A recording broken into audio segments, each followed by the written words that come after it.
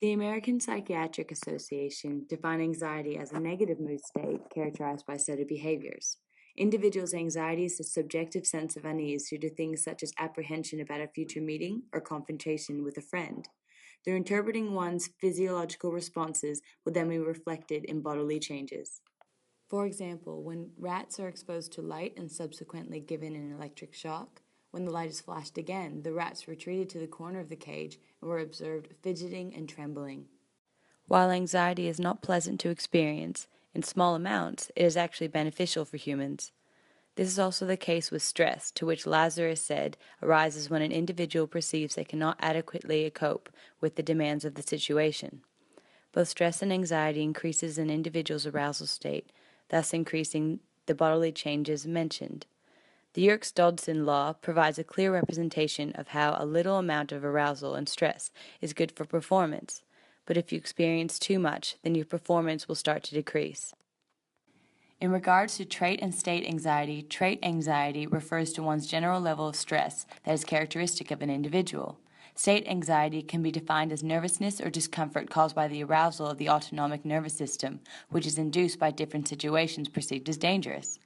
Endler and Kambowski believe that it is an interaction between one's individual's trait anxiety and the situation that determines their level of state anxiety.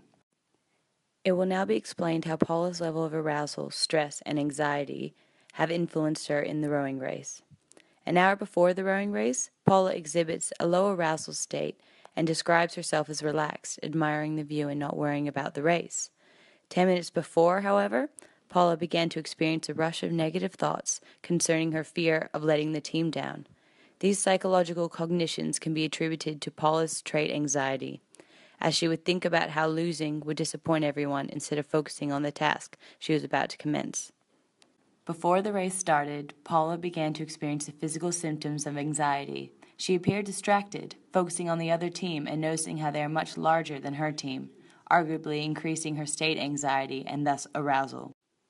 The race has begun and Paula is still distracted, not focusing on the race, and with her increasing heart rate, it appears she is past her optimum level of arousal. With Paula worsening in her performance, she misses a stroke, which according to the Yerkes-Dodson law, the amount of stress she is currently experiencing is now reducing her performance. Once Paula was able to focus on the task, she was able to reduce her trait anxiety and thus reducing her arousal state, improving her performance. Following this, she felt better, less anxious, and experienced a surge of energy, which could be the adrenaline being released in her body. This would mask any pain she was feeling, allowing her to improve her performance even more.